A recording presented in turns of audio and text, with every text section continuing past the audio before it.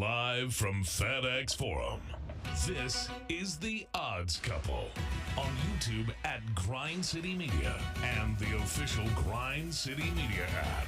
Here's Rob Fisher and Lang Whitaker.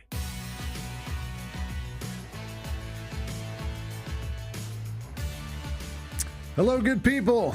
Hey, sing along, Lang. Sing along, Lang. It's Monday. It means it's time for the more intimate version of the Odds Couple. The smaller version, some say more thoughtful, some say more cerebral.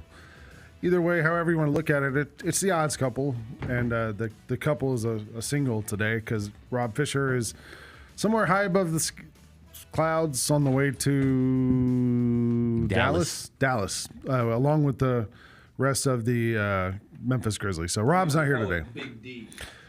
But speaking of Big D, we have two other people here today. John Roser and CJ Hurt are both here. In the small studio. Odds couple, but it's four of us. This is beyond couple, beyond thruple. I think we're in a polyamorous relationship. No, if there's three. Well, yeah, we're beyond thruple because it's four, right? But not today. Well, not today. This is a thruple. Yeah. We're missing one. This is a gambling thruple. We are in a polyamorous relationship. Aren't all thruples odds. a gambling thruple in some way or another? Now that you mention You're gambling. You're gambling with some stuff. You're gambling. I keep getting these things on the Twitter about some Mormon soft swinging thing that happened. And the people got in trouble. There was they gambled. Okay. And now all their lives got all torn apart. And were they like actually doing stuff or were they soaking? I don't know. Okay. Now I want to know. I want to watch that documentary. Yeah. Rosa, you well versed in the act of soaking? What? Okay. The act of what? Nothing. Welcome to the Odds Couple. How about those games this weekend? I'll tell you who got soaked this weekend. The Ohio State Buckeyes. Well, actually, every year we have a tradition around here where when Ohio State takes on Michigan, CJ goes and drinks throughout the game, and then when the game is over, he calls all of us, calls each of us separately. Well, it's only when Michigan wins. So, yes, it has turned into a tradition. It is a tradition. It has turned into a tradition. And this year, I was walking off the golf course. We played 18 holes of golf Saturday. I played with some of my buddies, and one of them brought a speaker, and we listened on the radio during the round. So we heard the whole game, and then at the very end, we got to the clubhouse right as Ohio State got the ball at the end and tried to get down the field to score. So I watched the end of it on the clubhouse TV, saw it end, and I'm walking out and CJ calls me, but it was much more controlled than in years past. Yeah. I didn't do near as much. All I had a smaller bottle of Hennessy, so I finished that, and I had a little bit of spiced rum. So I was pretty good. It wasn't the Mad Dog 40-year. I thought about hulking up. I didn't want to put the Hypnotic in. It's too sweet for me. Yeah. In years past, I've hulked up. So this year I was much more under control. Also, I tried to not drink as much pregame. That's a good idea. So I could, and my voice is still shot. I mean, it was an early game too, and so I could remember what happened in the fourth quarter. I've got nothing in the fourth quarter the past 3 years. I can't tell you anything that happened in the fourth because by then I'm usually out of it. But yeah, it was. I wasn't expecting to make that phone call. It was like surely this Ohio soft Buckeye team can knock off Michigan. They can't complete a forward pass. They're missing their two best cornerbacks. That secondary has been very gettable. To get back to it. Your two best NFL prospects were not playing, the corner and the tight end. So Colston is out as well. You're talking about Michigan going four wide, and there's not a receiver on the field. It's just four tight ends. Michigan has no wide receivers. They have no quarterback. Surely this is a year that Ryan Day, born on third base, gets the job done. Nope. Born on third base and still can't get home. That's pitiful. That's terrible. I wish I could say I hate it for him, but it couldn't happen to a better program. At home, Lane. Were you surprised? Yes. Yeah. Everybody should be surprised. Did you have a sense of maybe we could do this? Yes. Ohio State's my thought was, and I call them Ohio soft, and that's derogatory. It's meant to be derogatory. We know. But like they aren't, if you can push them around And Michigan has done it in years past. The past 3 times they played before this year, Michigan won those games because they pushed Ohio State around, especially in the trenches. And this year, the strength of the Michigan Wolverine team as a whole was that defensive line, particularly the starters on the defensive line. Now, once we start doing the subbing and rotating dudes on and off the field, you can take advantage of that second unit, right? Like Texas at the start of this season, when Mason Graham and Benny left the field, they said, cool, let's run it straight at them. When those guys were on the field, it was like, okay, let's put it outside. Let's throw these bubble screens and these out routes and take advantage of a secondary that's gettable, as long as you're not throwing at Will Johnson, right? And to Michigan's credit, this game, they say, hey, we're not taking the good defensive linemen off the field. They're just going to have to play. And Ohio State had no answer for them. They were routinely resetting the line of scrimmage 1.5 yards, 2 yards in the backfield. They refused to let Judkins get going. Yeah. And that created a real tough situation for Will Howard, who, for whatever reason, did not look capable of, speaking of Michigan, not throwing a forward pass. He didn't look capable of throwing a forward pass for most of that game. He's looked that way a few times this year. Yeah. Easily the worst Ohio State quarterback post-2000. Well, did you see Kyle McCord? Syracuse knocked off Miami. I didn't use this in Who Said It. I would have got it. There was the post-game press conference. Somebody asked him there, how do you feel about Ohio State losing today? And he said, like, what goes around comes around. Yeah. One of his teammates said like Ohio State, the Ohio State quarterback is here. Yeah. Like, he should be the quarterback at Ohio State. I don't know. Listen, man, Ohio State, I thought Will Howard was going to drive them down and like redeem himself, because the other loss was when he ran the clock out and literally slid with the Oregon game. Yeah, the Oregon game. And I thought, all right, this is it. He's a minute left. We'll be poetic here. He's going to get the ball, get him down there in field goal range, and get a kick, and he did. I think Ohio State, kind of their biggest issue to me, it just like as far as like a philosophy, like is you remember when Phil Fulmer, his last year at Tennessee, when he hired Dave Clawson, the Claw Fence, which he's had a lot of success at Wake Forest, but like that's totally different than what Phil Fulmer just philosophically, like what he does, what he believes in, and it was a disaster. And Ryan Day has been this wide open offense. Like, dude, we get big plays. We've got 5-star receivers. We got NFL receivers, and we're going to fly down the field and we're going to hit big plays. And they went and hired Chip Kelly. And Chip Kelly's offense is not as innovative as it used to be back in he was at one point back in 2010 and all that stuff. But it's all based on we're going to power run you. And they hired Chip Kelly because Chip Kelly gave Ryan Day his start.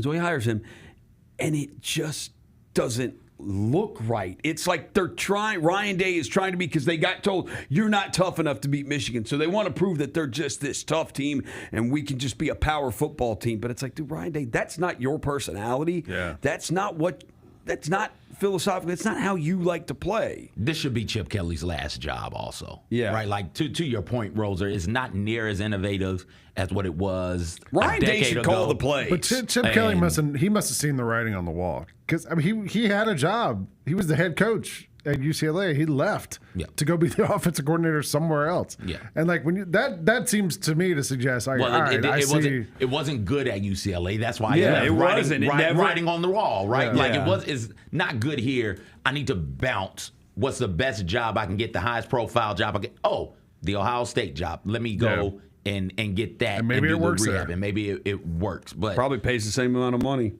Probably. They put up 10 points. Yeah. They had a field goal kicker, missed not one but 2 field goals well inside the 20. That's a game that you should win comfortably if you're Ohio State. Now, all of this is being said, and Ohio State is 10-2 and on their way to the college football playoff, most likely. But still, that is the type of loss that costs people their jobs. You look back and you think about the Ohio State coaches, one coach, Cooper, pre-Jim Tressel. And what did him in was the fact that he couldn't beat Michigan. He was routinely 9-10 win coach. He was going to bowl games. He was winning bowl games. He was pitting Heisman Trophy winners into the NFL. It was a good decade for Ohio State football, except for the fact that they couldn't beat Michigan. right? That's what matters in this sport as much as winning conferences and national championships and things of that nature. You got to be able to beat your rivals. And Ohio State the past 4 years just haven't been able to. And it's been the same formula. It has been Michigan saying, you know what, we're just going to run it at them and we're going to control the line of scrimmage. Let's see what they got.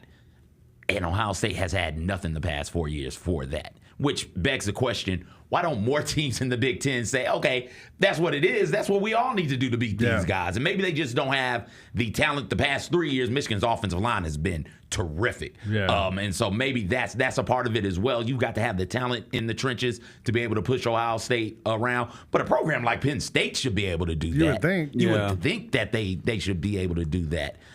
Wisconsin, you would think, should be able to do that. Oregon did that some against them. You would think that it would happen more, but for whatever reason, it isn't, and it's just been Michigan able to do that the past 4 seasons. Well, meanwhile, your school had this big win in the big rivalry match. Yep. And Friday night, my team, Georgia, played Georgia Tech. Are they still playing? Feels like it. My son had someone coming over to spend the night Friday night, so I was like, this is going to work out perfect. The Grizz played at 4. I love when that schedule works out. So the game ends at like 6:30, right when the Georgia Tech game's supposed to start. So I'm like, all right, I'll get done post game, jump in the car, get home. Son's got a friend over. My wife can like kind of take care of them. I can just park it and watch the game. It'll be perfect. I'll sit down, have some food, watch the game. Somehow my son and his friend they were at the Grizzlies game. Somehow they start texting other friends, and they work out that they're all going to spend the night at someone else's house. Oh. And so one of the other parents texts us, yeah, it's great, that's fine, no problem. And they say, now, hey, Lang, you and your wife, you have the house to yourself. You can like have some alone time. And I was thinking, no, I don't want this. I want to watch Georgia Tech. I don't want to be on. Now I got to like watch a movie or something like. Yeah. So I told my wife, I was like, hey, this is great. Now we can really focus on the Georgia Tech game. To her credit, she let me watch. She ended up watching something else. She knows what. She fell asleep at like 9:30, and the Georgia game lasted till midnight because it was the 8 overtimes. It was like one of the craziest games of the season. It took forever. It was unbelievable. I told you, because I had talked to you that night. I said my plan is to go home after the Grizzlies Pelicans game. I am eating a boatload of leftover Thanksgiving food, and I am going to be in bed. I'm just going to crash out. But no, that game, I could not turn it off, and I'm sitting here at 11 o'clock with this game still on. It's because Georgia Tech jumped out to that 17-0 lead at the half, and you're like, oh, man, I can't turn this. Maybe Georgia, because we've also seen Georgia, they're pretty good on second halves. Like, they'll make adjustments at halftime and come back, and you think, all right, well, maybe they're going to do this. And they did. And then they start doing Georgia things, and Georgia Tech didn't have an answer. Georgia Tech was up like 2 touchdowns with like 5 or 6 minutes to go. Yeah, and it's that's like, a game. gosh. That's a game Georgia Tech absolutely get away from. But hey, good teams win those games. Good teams aren't out of it down 2 scores with 5.5 minutes left. 2 touchdowns at that with 5.5 minutes left. It would be better if they weren't in that situation. And this year feels really, really odd to me, Lang, with Georgia, because the luster of them has come off a bit, right? Like it's like the scene at the end of the 300 where Leonidas throws the spear at Xerxes, and it's like, I watched Gladiator last night. Oh, the first Gladiator or the second? The first one. The first one, okay. My son hadn't seen it, so we were watching it to maybe go see it. But anyway, yeah. But like it feels like teams aren't as apprehensive, nervous, scared, whatever you want to say, anxious as it pertains to playing Georgia. Teams think like, oh, we can go out there and get these guys. Yeah, well, I think college football in general is flatter than it was. Yeah. I think every team has a chance in every game at this point. And you look at like Georgia had a guy enter the transfer portal yesterday who started 10 games this year. And maybe he's not quite good enough at Georgia. He's the guy who Ryan Williams scored the touchdown on at the end of the Alabama game. Right. He's transferring, and maybe he got benched a couple games ago, and he didn't even play in the Georgia Tech game. So he enters the transfer portal. Maybe he's good enough to start 10 games at Georgia, but not good enough to stay there. But he's going to go to, I don't know. Let's say North Carolina South State, Carolina. Right? Or South Carolina. A step down and be a star there. And I think you're seeing a lot of these guys, like the depth at all these schools out of Georgia, out of Alabama, out of Michigan, where it used to be super deep. It's a little thinner than it was, and it's spread out everywhere. Now all these teams are pretty darn good now. That's why you have no idea who's going to win the college football playoff. It's so much where it's just going to be matchup dependent. Well, we'll get into the college football playoff in a minute. We have 3 big beats, which we haven't even talked about yet. And the first one, I believe, is the Memphis Tigers. How about them Tigers? How about Go the Tigers. Go. Road Tigers is what Fish wrote down here. They came on Thanksgiving night and beat Tulane in a game that nobody called. Nobody thought was going to happen. They were a 2-touchdown underdog. And they got the win. I don't remember the final score. I'm looking it up right now. Number 25 in the AP right now, number 24 in the coaches poll right now. So this is a Tigers football team that's going to end the regular season ranked in both major polls, possibly ranked in the CFP as well, with 10 wins. That's a damn good season. As I logged on here to look for the score, Miller Moss has entered the transfer portal. USC's quarterback, yeah. And, somebody will get him. Luther Burden is entering the NFL draft from he Missouri. should. They weren't using him the right way at all at Missouri. What the hell was that nonsense going on?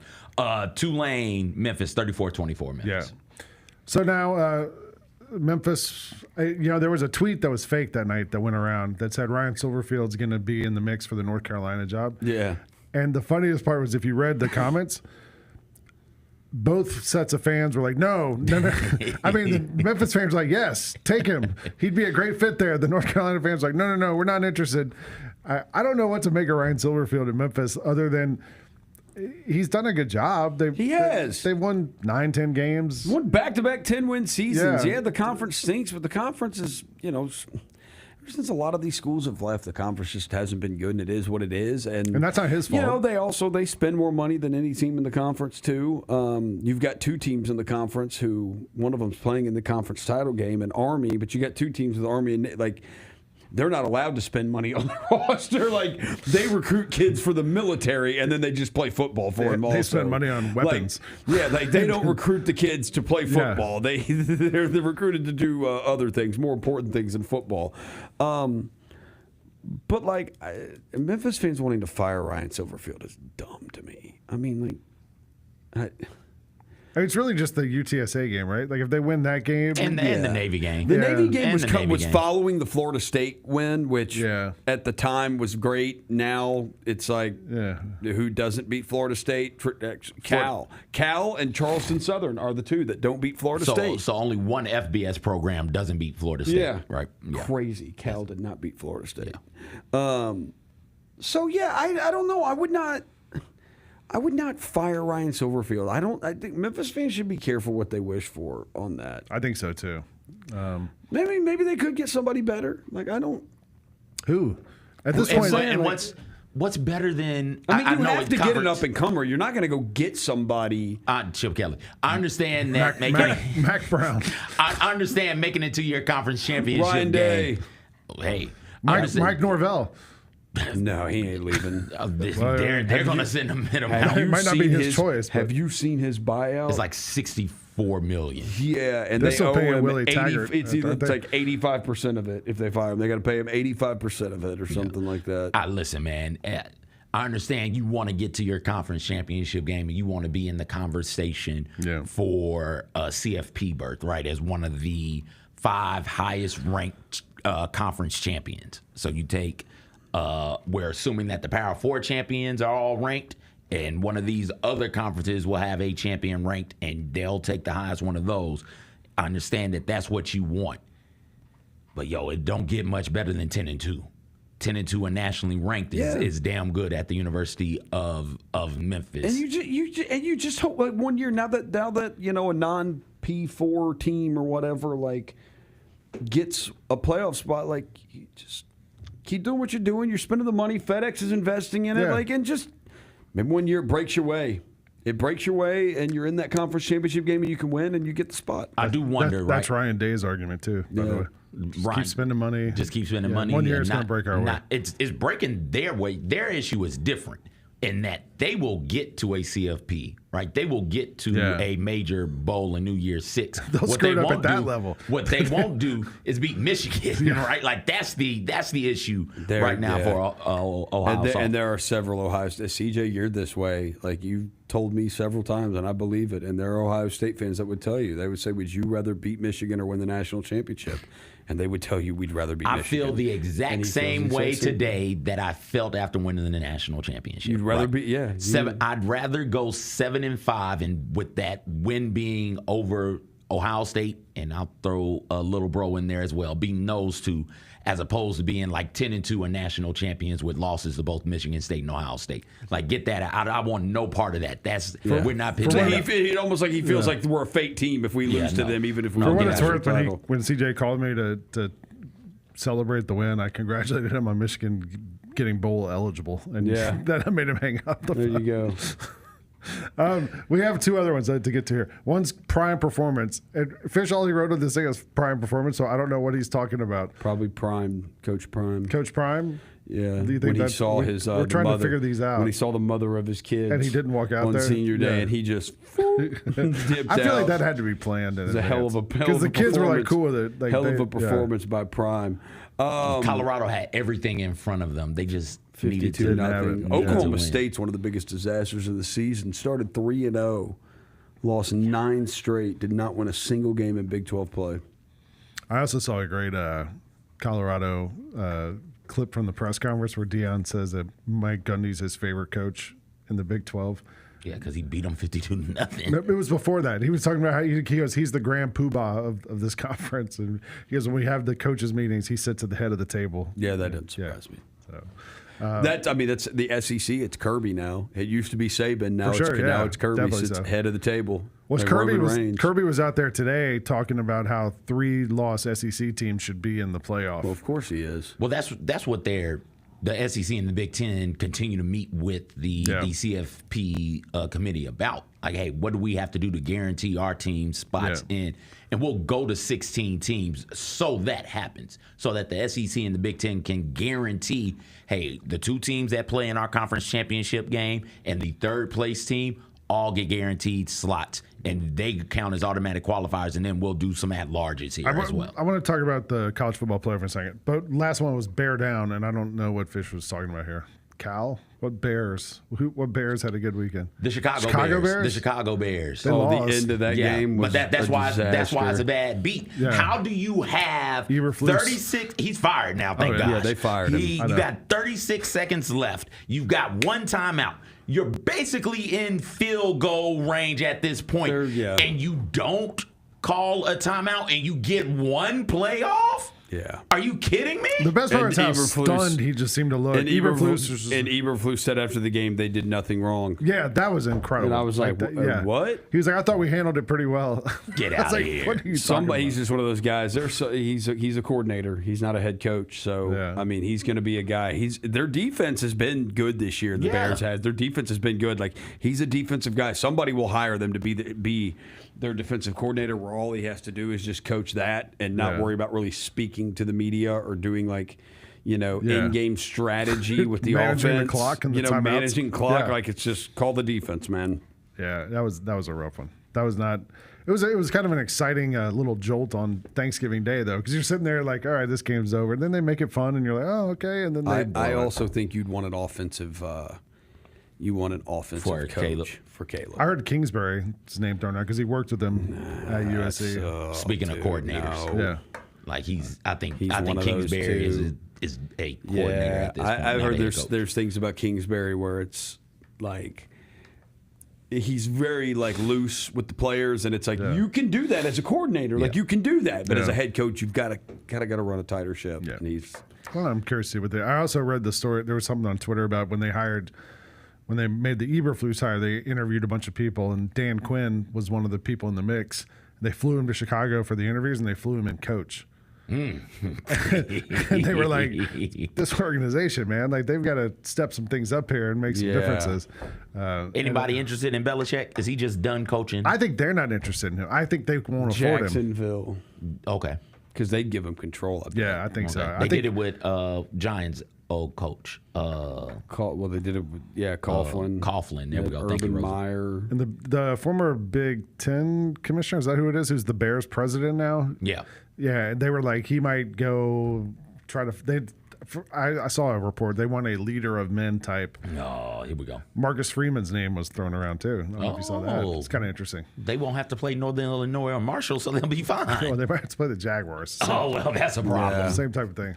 So, all right, let's take a quick break. We're going to come back. We're going to talk a little bit more about the college football playoff, talk about some of the games from this weekend, what we learned about planting flags, and then we still got Who Said It coming up, the game show that's just been sweeping America. It's so popular. We got some fish nuggets. We got some fish nuggets coming up. We got early lines for next week, championship weekend. We'll talk some Shield. We got a lot coming up. You're watching The Odds Couple here on Grind City Media. Southland Casino Hotel is helping you navigate to Santa. Win your share of up to $340,000 in free play or a 2024 Lincoln Navigator. Here Comes Santa kicks off November 24th. Get one free entry and earn additional entries for weekly Saturday drawings. Don't forget the grand finale drawing on Saturday, December 21st to win up to $5,000 in free play or a 2024 Lincoln Navigator. Win big during Here Comes Santa, only at Southland Casino Hotel. Must be 21 plus. Play responsibly. For help quoting, call 800-522-4700. There's no substitute for experience, the knowledge gained from having been there before, and the passion to share what you know to make everyone around you better. It's true in basketball. It's true in banking. Grizzlies Checking from Pinnacle. Play hard. Bank easy. Open a Grizzlies checking account with at least $100 and a recurring direct deposit by August 31st, and you could receive a $200 direct deposit bonus into your account. Details at grizzliesbanking.com. Member FDIC. Let's face it, there's a lot of trash talk in basketball, but the great teams let their performance do the talking. Like Ford F-150 with Pro Power on board, a class-exclusive industry-first feature that turns your truck into a mobile generator and leaves the competition speechless. Ford F-150, official truck of the Grizzlies. Greatness starts here at your Mid-South Ford dealer. Class is full-size pickups under 8,500 pounds, GVWR.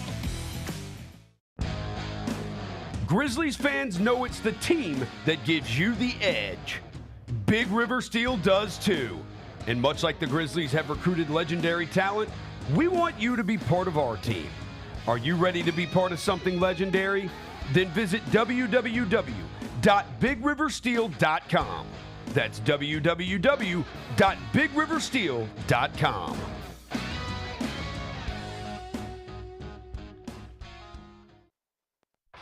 Welcome back to The Odds Couple on YouTube at Grind City Media and the official Grind City Media app. Here's Rob Fisher and Lang Whitaker.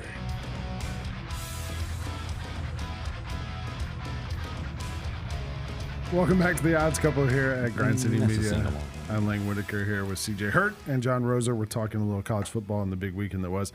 I was getting into it on Twitter a little bit with somebody. And he deleted the tweets. Don't delete your tweets, man. no. Stand on business. Well, Sometimes no, you be wrong. they didn't delete it. I think the Grind City Media deleted the tweet.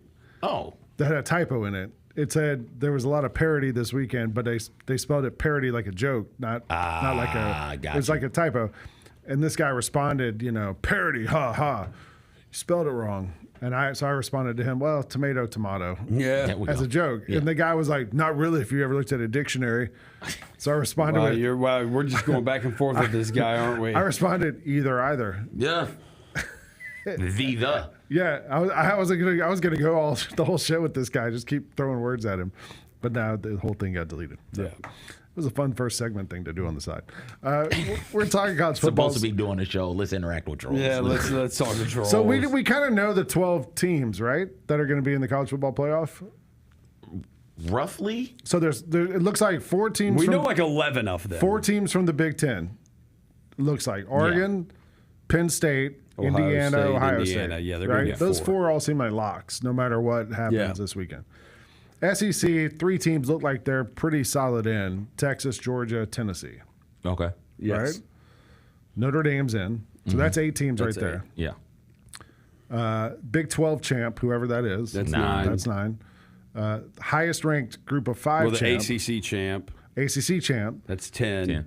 Highest group of 5 is 11. Well, but it depends on, so if SMU wins the ACC, they get in no matter what. Clemson probably doesn't get in, right? That's why we said ACC champ. But if Clemson wins, they get in. Does SMU get in as at large? No, I think SMU needs to win to get in.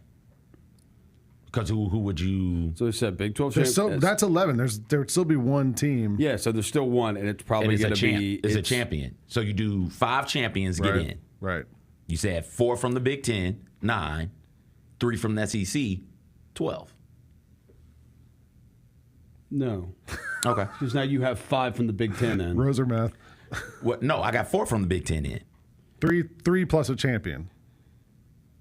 You got 4 from the Big 10. You got 3 from the SEC. You got Notre Dame. You got the Big 12 champ. You got the ACC champ. You got the Group of 5 champ. And then you've got one more left that's coming from the SEC.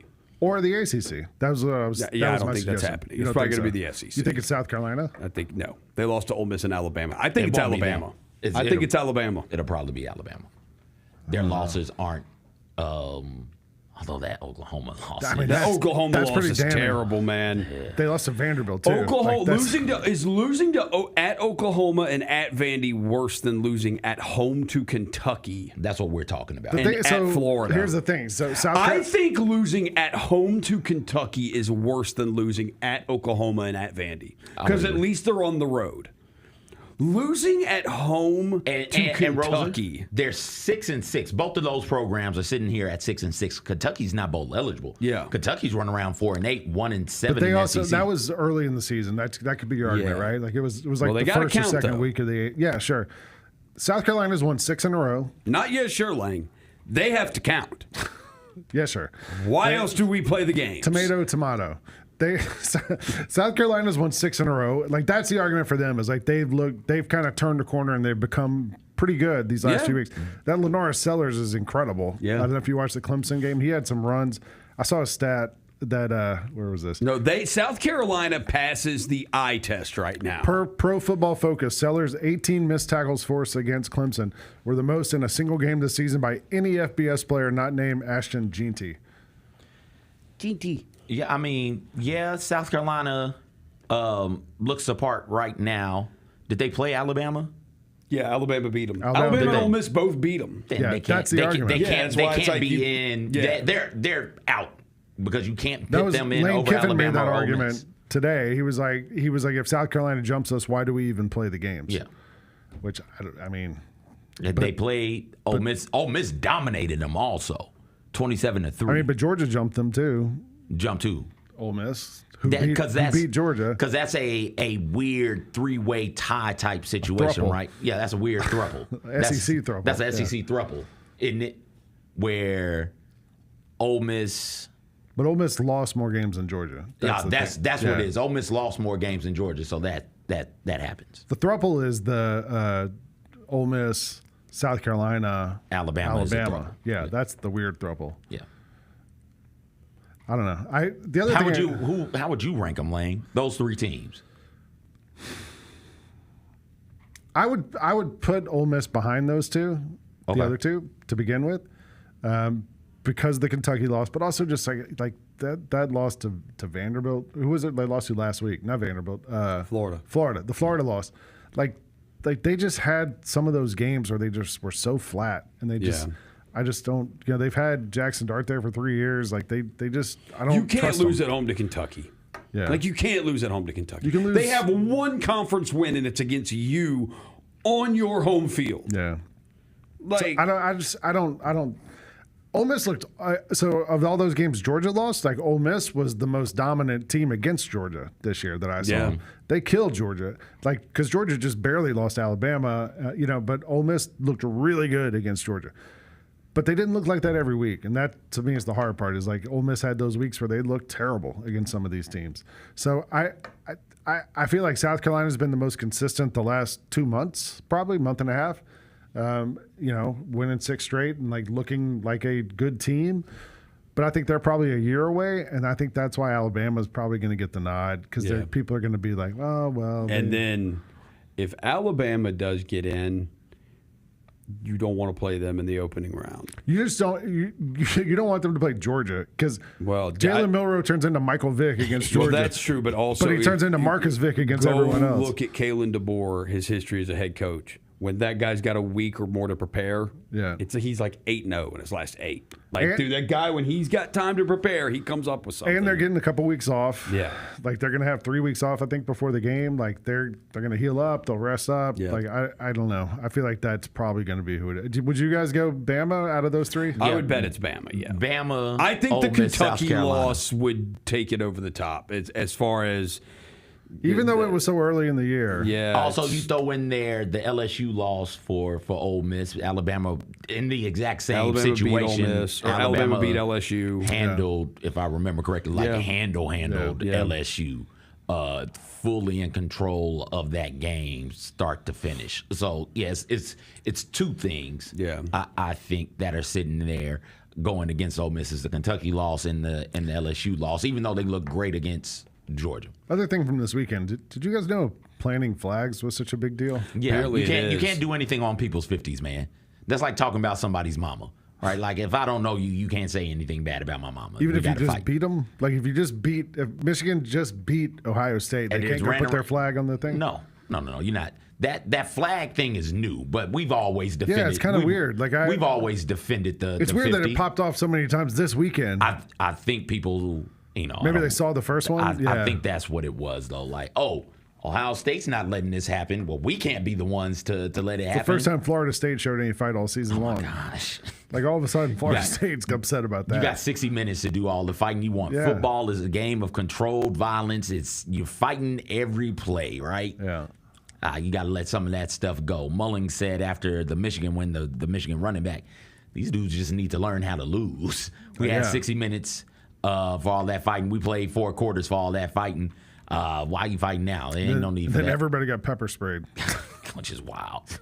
Wow. At a college football game, on the field. Devin Bush came out. They got into it with Michigan State pregame before Yeah. fans were there, and he started stomping on the 50. Yeah. Miami pregame, what they were known for is jumping up and down on the 50, daring you to do something about it. So, like, the 50 in football is the clear line of demarcation. Like, hey, yo, don't disrespect my 50. If Ohio State had that big of an issue with Well, Michigan, Especially if you're the home team, because Yeah. you have your big logo there, Yeah. and it's a home. Georgia played Florida a couple years ago, or more than a couple years ago, 15 years ago, when Mark Richt was the coach.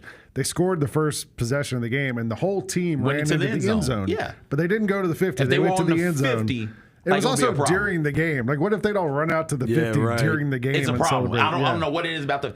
Terrell Owens can stand in the star, Yeah. wherever the Cowboys were playing at the time, right? In the end zone. He Yeah. can stand in the Cowboy helmet star in the end zone. He cannot run to the 50, Yeah. plant the football on the 50, and stand in that star. It's something about that damn 50 we want to defend. If Ohio State didn't want people planting flags on their 50, they should have hollered at Baker Mayfield when this shit all started, Yeah. right? Like, that's when it started. What, Yeah. 2015, 2016, whatever the hell that was. Go talk to Baker. Like, don't get mad now because you set the precedent. You allowed it to happen. Yeah.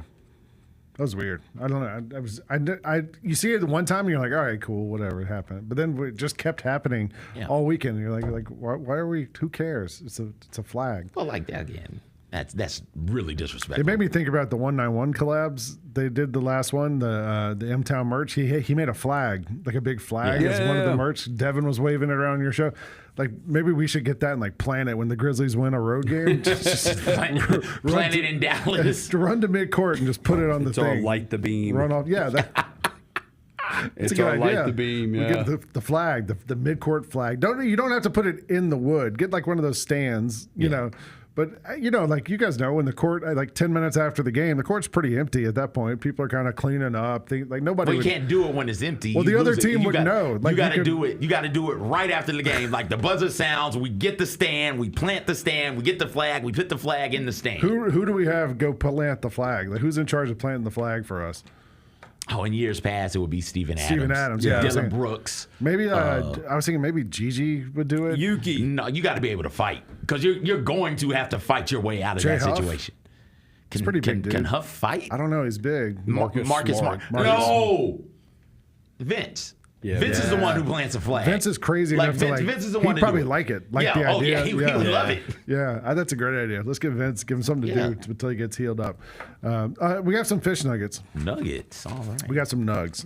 Rob left us some nuggets before he went out of town. All right, here we go. Michigan upsets Ohio State and Columbus. as a 19.5-point underdog.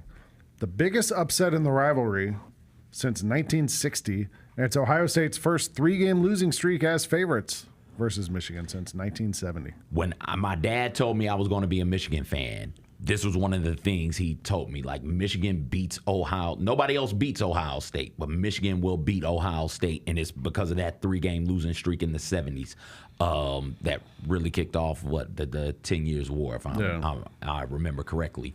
Also, I'd seen Michigan do a lot of things. I had never seen a bad Michigan team beat a good Ohio State team, and that's what happened this weekend. It was glorious.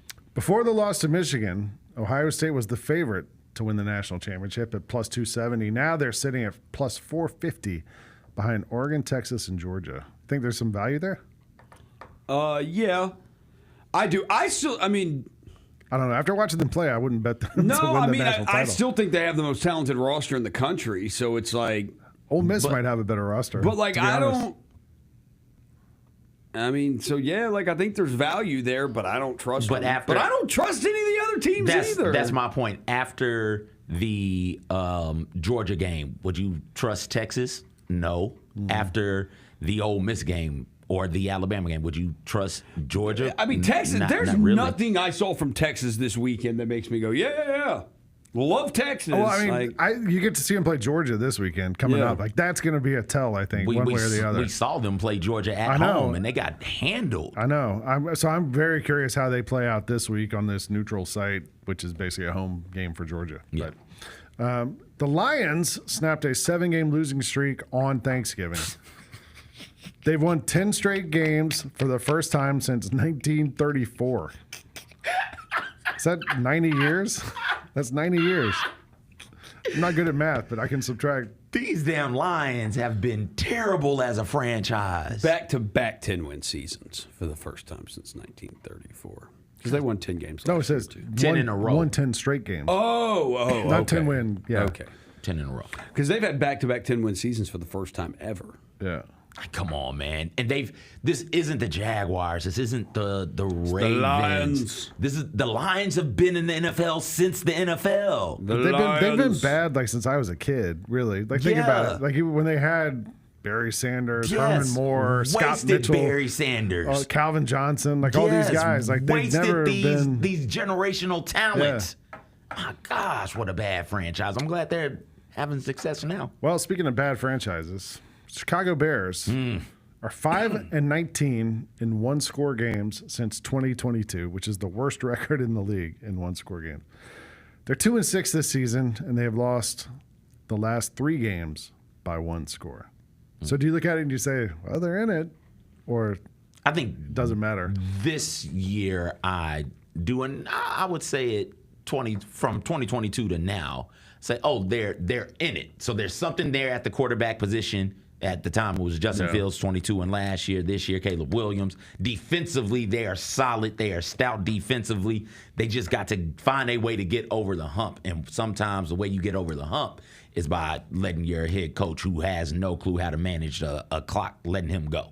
And so maybe that'll help them out. The hump has been managed. Last one, the Dolphins are 0-12 in their last 12 games when the temperature is below 40 degrees. Yeah. Since 2016. Yeah. We all saw that Chiefs playoff game last year. Yeah. So they can't play in the cold. No. Which is weird because it's not like the players are actually from Miami. They're from anywhere, but maybe they just get too acculturated to being down there. So listen, nice. man, a lot of players have houses various places. Like, just because you play in a city doesn't mean you live in a city. Yeah. But if you play in Miami, you're probably living in Miami, dog. Yeah, like, you're not trying to vacation in Milwaukee. I watch Ballers. I've seen what it's like down there. Close game stat. I saw this weekend. I was watching the Vikings game. First off, workplace slate. There all day, it is. every day. All day. The Vikings 24-9 in one-score games since the past 3 seasons, since 2022. They were 11-0 in 2022. Last year was tough on them. They were 6-8, but this year they're 7-1. So it looks like they're back to being able to win close games. And if you're playing in the NFL, you're gonna play a bunch of one-score games when you play. So that's the opposite of the Bears. I saw a stat. Kirk Cousins has more interceptions than Desmond Ritter had last year. So is it time for Penix? Big Penix. I mean, why not? Okay. But they're still paying Cousins for another year, so I don't know. We'll see. All right, let's take a break. We're going to come back and we're going to play the game that has been sweeping America. Who said it? And get back. There it is. We'll get back in just a second here. You're watching The Odds Couple on Grind City Media. Looking for a fun way to get your child active and involved with the Memphis Grizzlies? Ball out on the Grizzlies' home court at Junior Grizzlies Game Day Clinics. Presented by Ortho South. Get your game ready for the big leagues. The first Junior Grizzlies Clinic tips off November 25th before the Grizzlies versus Trailblazers game. Take your child's skills to the next level by signing up at grizzlies.com/Junior Grizzlies. That's grizzlies.com/Junior Grizzlies. Don't miss out.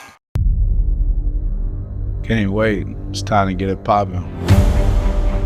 It's going to be crazy. The fans are going to be loud. We need just energy. Yes. Back to Jerry for the flush. We're going to need, the form rocking. We're going to need, everybody in Memphis to be out there to come to support. When the fans are good, we're good. Simple as that. A Bane 3.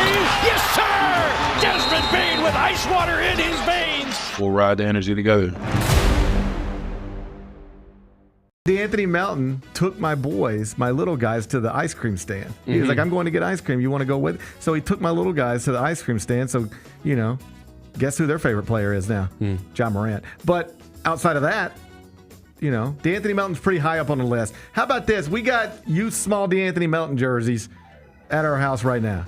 Love D'Anthony Melton. That was a fun night. It was a fun night, man. The Gary Parrish Show, live on weekdays at 10 a.m. on YouTube at Grind City Media and the official Grind City Media app.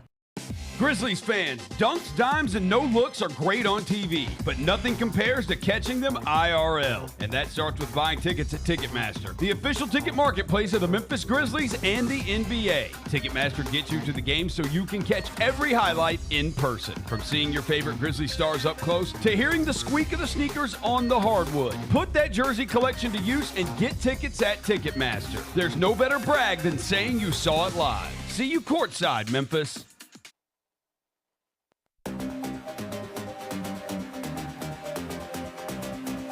Who said it? Who said it? Who said it? Who said it? Welcome back to the Grind City Media Disco. The music, the theme song, of course, the iconic theme song to Who Said It, the game show. Iconic. That's been sweeping the nation. The game show is iconic. The theme song is iconic. And so now we're going to play Who Said It. And guys, this is where we play quotes from press conferences. We try to guess who said these things. I actually have one to start with. It's a bonus clip. Tez Johnson from Oregon. They played Washington last week, and he wanted to make sure everyone knew how much he hates Washington. And in his press conference, here's a supercut of his press conference of him discussing how much he hates Washington. I can't. I literally cannot stand him. I was watching film and just seeing Washington is Washington. I hate him. I hate Washington. I hate him. Like I said, we hate him. You sure that you hate him, or? I can't. I literally cannot stand him. I was watching film and just seeing the W on I cringed every time. So I hate him. I just like I don't know what else y'all want me to say. I hate you, Dub. I just talk about him just get me mad. I want to go out there and play him some more, like type of thing. He hates him. He hates him. I hate him. All right, so now we get to the real game. You guys know how this works. I'm going to read you a quote from somebody. You tell me who said it. All right. Clip 1. What I'm mostly excited to eat today, man, is going to be that coon, man. My cousin and them, they called me up last night. They told me they killed a coon 2 days ago. They took the clothes off and everything, washed him up. Yeah, we're about to dive into that today. Who said it? Have y'all ever had barbecue coon meat, by the way? No. It's delightful. His eyes went up. What? Raccoon. Have you ever eaten barbecue raccoon? I've never had raccoon. No. I haven't either. I've had rabbit. I've had rabbit. Too. Good rabbit stew. Yeah. Gamey, though. Rabbit's very gamey. Coon meat is gamey also. Yeah. It's gamey and it's got a little grease and natural salt to it. You couple that with the barbecue sauce and the smoke. Oh, it's so good. Okay. It's good stuff. Yeah. Well, CJ, sounds like you need to barbecue for everybody here. I'm not eating that. I would. I 100% would. You'll eat some coon meat, Rosa. My dog. What's my man's name? Wide receiver for the Panthers. Oh yeah, This is a country dude. Leggett. Yeah, from like, the Panthers. This is a country ass boy. Cool, man. My cousin on they called me last night. Told me they killed the cool 2 days ago. They took the clothes off and everything, washed them up. Yeah, we about to dive into that today, man. Come on, man. Shout out to you, man. Happy Thanksgiving, brother. Happy Thanksgiving, dog. Shout out the turkey hat, but also country ass. I thought it was when he said my cousin and them. They called me up last night. I thought that was gonna be the tell, because that's a pretty country saying. Well, yeah. Now, Also, just now eating, that I'm reading it. eating raccoon. Raccoon Yeah, is pretty that's- damn. Where is he? Is he from middle of nowhere, South Carolina? Somewhere, yeah. Like in South Carolina. Yeah. Oh, he's country. Yeah. All right. Another Thanksgiving themed one, number 2, clip 2. It's from an interview. He said, "There's not really much I avoid on Thanksgiving Day. I have this thing where, well, please don't bring mashed potatoes." The interviewer said, "That feels like a staple. I really don't think that's a staple. It's mashed potatoes. What about cheesy potatoes? You know, like the scallop potato, the cheesy potatoes. I get that, but just regular mashed potatoes?" And then they say, "With gravy? I know, but gravy is for the dressing or stuffing. You don't need gravy for mashed potatoes. It's not a Thanksgiving meal." Who said it? All right, just from the way they're talking, it sounds like a young person. So I'm ruling out coaches. Okay.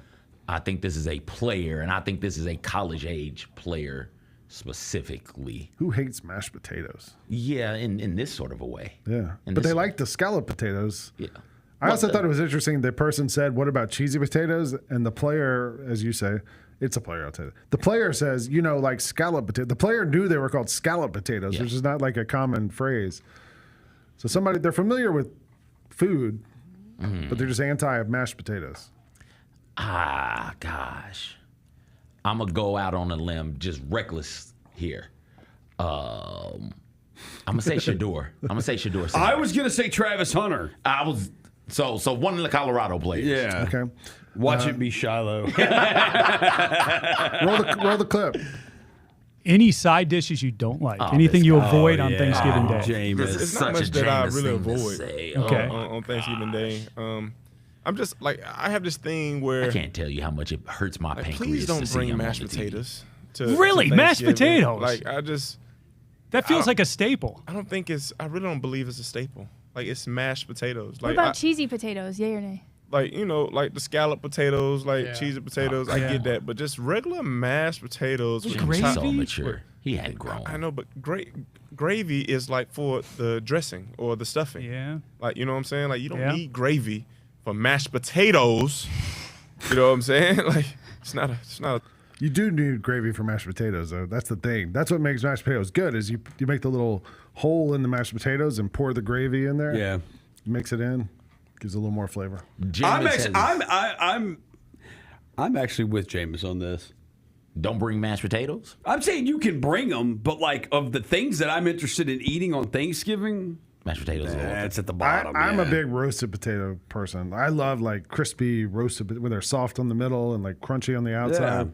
That's what I'm into. But the mashed potatoes are sort of useful on Thanksgiving because it kind of soaks up everything else, you know, like, and you can. Well, we had the scalloped potatoes, cheesy scallop. I went for those over the mashed potatoes. I feel like I can.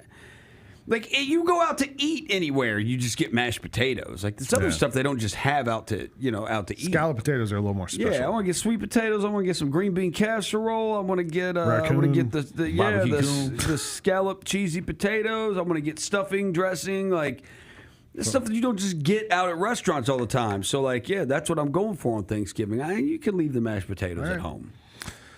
You can bring them, but Clip 3. Coach, it's a coach. He says, "Yeah, I get it, right? At the end of the game, we throw a touchdown. I get it. But a couple things I will say. My job's to put the 3s and 4s in the game. When the 3s and 4s get to go in the game, they get to play football. Those guys deserve to play football. Your 1s are in the game. You're trying to score. We're trying to score. On top of that, you're playing cover 0. If you don't want, play cover 2. So I'm good with it." James Franklin. Deion Sanders. I think it is certainly in a confident CJ, coach. go with me. It's James Franklin. Is it Franklin? It's James Franklin. Run it. I'm rolling with Roland. Yeah, I get it, right? At the end of the game, we throw a touchdown. I get that it. light is shining but a couple off things his I head. will say. My man is moisturized. My job is to put the 3s and 4s in the game. But when the 3s and 4s get to go in the game, They get to play football. Those guys deserve to play football. Your ones are in the game. He and the Maryland coach. You were trying to score. Yeah. They had a moment at midfield after the game. On top of that, you're playing cover where zero. they shook hands. They shook hands, but there was clearly some conversation that wasn't civil. And they kind of stood there for a second, and then someone asked him what happened after the game, and this was his response. I also, just for you guys, I pulled the Maryland coach Loxley post-game conference. Jacob, can you run that too? I was asked about his family, Christmas cards, address, all those things. It's bullshit, what it was. I respect the game. I got a lot of respect for James, his program. I think it was bullshit. Okay. So neither coach really mince words. I mean, why are you running cover zero, dog? You don't want That's them to a good score, point. like, Yeah, play something in. don't run cover zero. I'm with James Franklin on the 3s and the 4s coming in the game. Like, they do get to play. Like, if they're in there, like, they should be able to play. Like, I wasn't watching this game. So how long were they in the game? Was it the whole fourth quarter? Was it like, if they came in for like a possession, then I understand Mike Loxley. If it's like 2 minutes to go or something, and you're out there throwing the ball deep on a cover zero, it's like, yo, come on, man.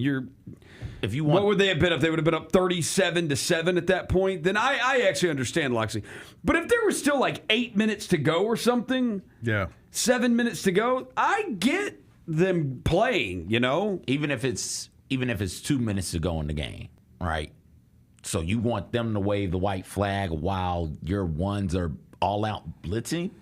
Like that doesn't make sense to me. So if you want one side to wave the white flag, you've got to signal that you are also waving the white flag. Otherwise, we're just gonna keep playing until the whistle blows. And my backups are in the game at this point. If your ones are in the game and they're struggling to stop my backups, that's a you problem, not a me problem. And whatever you do with that white flag, don't go stick it in midfield. Yeah. Maybe that makes it even worse. Maybe that is what you do. You take the white flag out, like, hey, get the white flag, and you just run the midfield, plant it, let them know you're surrendering, and then we run a couple of kneel downs and get this thing over with. Usually you let them know you're surrendering by putting in your 3s and 4s. Yes. And then they say, all right, well, we're not going to blitz. We'll just play straight up, whatever, cover 2.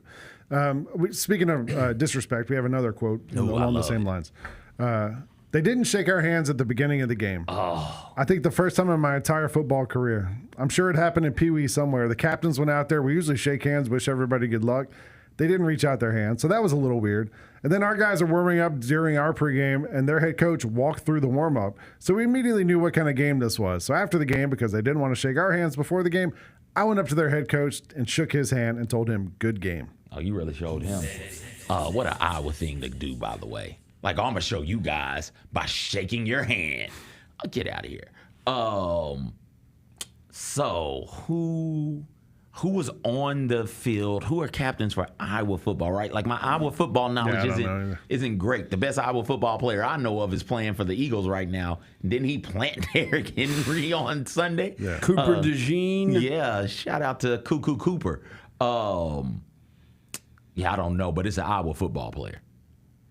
You got anything, Rosa? It's not Kirk Ferentz. I don't think. I think it's a player. It's got to be a player.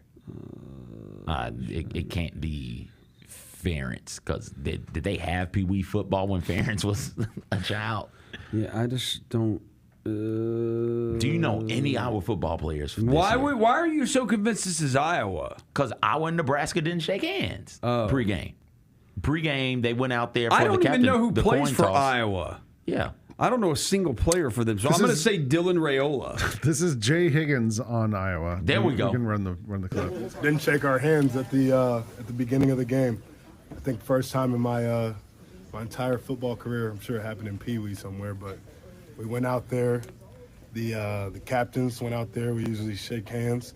Wish everybody good luck. They didn't reach out their hands, so that was a little weird. And then our guys are warming up, doing our pregame, and their head coach walked through the warm up, so we immediately knew what type of game this was. So after the game, because they didn't want to shake our hands before the game, I went up to their head coach and shook his hand. Told him good game. What a corny thing to do. I like, and then there's like 2 more minutes of this. Like he actually says, "Any questions?" and starts taking questions about it. And stuff. I didn't even know Iowa and Nebraska played this weekend. Yeah. There were way more things. There were a lot more things I was interested in. It was a banner weekend for bad sportsmanship. I love it. Yeah. We got to get rid of some. weekend Got to of get rid of some of this. Ain't no reason Poor for sports. us. Ain't no reason for us to shake hands pregame or postgame for that matter. Ban all of that. Get rid of that. All right, we got 2 more. Clip 5. Here's my point. The standard is the standard here, right? I didn't come down here to go 8-4. I'm not happy about 8-4, okay? Nobody in that room is happy about being 8-4. What they're happy about is they played well after a 3-game losing streak and they bounced back. This game teaches you lessons about grit and toughness and perseverance and not giving up and letting go of the rope. They easily could have fractured, but they stayed together and stayed committed and beat 2 teams that are good football teams in this league. The standard is a Mike Tomlin thing. And I'm trying to, without looking it up, figure out if the Steelers are 8-4. The Steelers hadn't lost 3 straight this year. No, they had not lost 3 straight. Yeah, so the it can't be Steelers haven't Tomlin. lost 4 games. Yeah, it can't be Tomlin. But I think it's an NFL team, Roser. NFL head coach. 8-4. Vikings? Vikings have won 10 games. Okay. Who's 8-4? Like that's, I don't want to look it up. 8-4. Are the Chargers 8-4? This isn't a Harbaugh quote though. Hey, Chargers, I think are 8-4. What are the Ravens? Are the Ravens 8-4? The Ravens might be 8-4. Yeah. Are they 8-5? Okay. No, I think the Ravens are 8-5. They got a bye week this week. I think they got a late bye, so I think they've played 13 games. Oh, this is gonna bother me. You guys aren't going to get. Let's just roll it, Jacob. Here's my point. The standard is the standard, Brian here, right? Kelly. The standard. I didn't come down Classic here Brian to Kelly. go 8-4. I'm not happy about 8-4. Okay, nobody in that room's happy about being 8-4. What they're happy about is they've played well. Because he had said, "I'll see you in the national championship game." Back, and one of the reporters said, "When's that going to be? We talking next year, 2 years?" And this is his answer. Not giving up and letting go of the rope, right? They easily could have fractured, right? This is so Instead, much they coach stuck speak. together and they stayed committed and they beat 2 teams. The standard is the standard thing. that really were really good football teams. in this Grit, league. toughness, And perseverance, not letting go of the helped rope. to And you know show who's good at that Coach they are Week? good. Tomlin. Yeah. Tomlin's great at Coach Week. Okay. All right, one more, last one. All right. You never know the ups and downs of what happens and how you react and how you respond. 5 years ago today, I was fired, okay? And I'll never forget that. You learn from your lessons, you learn from your opportunities, you pick yourself up, you dust yourself off, you go create more. And then then there's about 10, 15 seconds of crying. The opportunity to sit here with 2 great players, something I'm very thankful for. Who was fired 5 years ago? Everybody. Yeah, like this coaching turnover. Who was fired 5 years ago and is back and a decent coach now? Oh man. It's not USC's coaches. Well, Not it's Lincoln definitely Riley not because he hasn't USC's. been fired. Was Lane Kiffin fired 5 years ago? Brett Bielema. That's who it is. Brett Final Bielema. answer. Give me 2 up top. Bielema. Roll it. Give me 2 up top. You never know the ups and the downs on what happens. Barry And how you react to it, how you respond to it. 5 years ago today, I was fired at the University of Missouri. Okay? And I'll never forget that. You learn from your lessons, you learn from your opportunities, you pick yourself up, you dust yourself off, and you go create more. And then you have got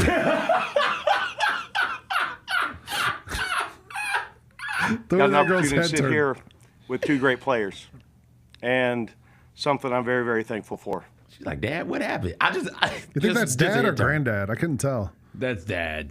Okay. Father figure. He's not that old.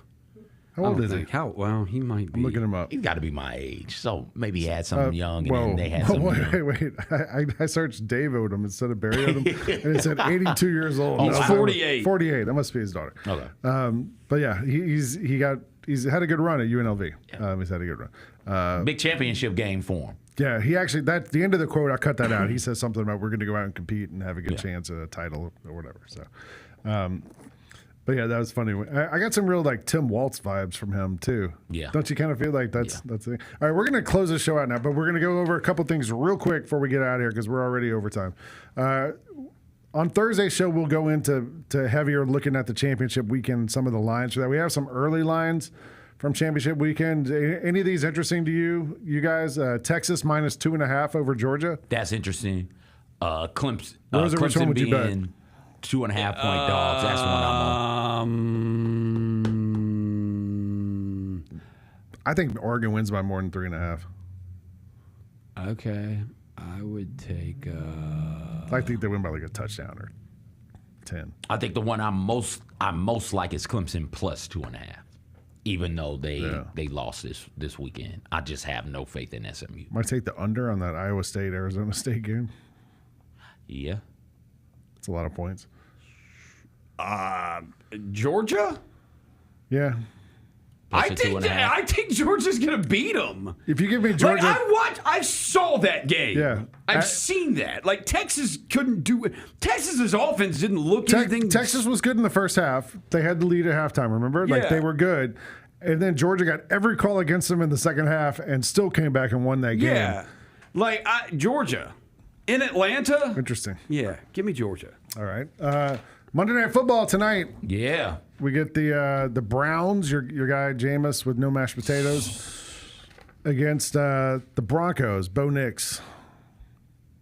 And the Broncos are favored by 6. I'd stay away from this. Give me the Broncos laying the 6. I would lay the points with the Broncos, but I don't trust it. You trust Bo Nix?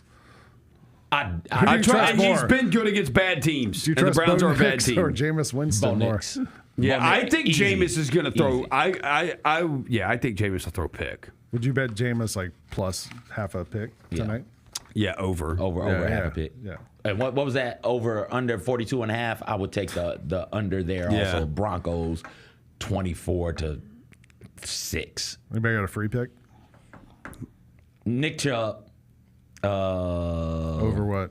Anytime touchdown. Anytime touchdown. Well, that wouldn't be the 6, would it? Yeah. Well, that could be. They just missed the extra point. Yeah, they just missed the extra point. Maybe they got Justin Tucker. Cortland, today. Let's go. Cortland Sutton, anytime touchdown. All right. There we go.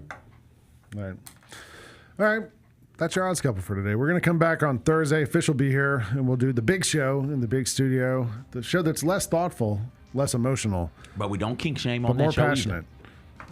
So we'll be live Thursday, 2 o'clock on Grind City Media. You've been watching The Odds Couple here on Grind City Media.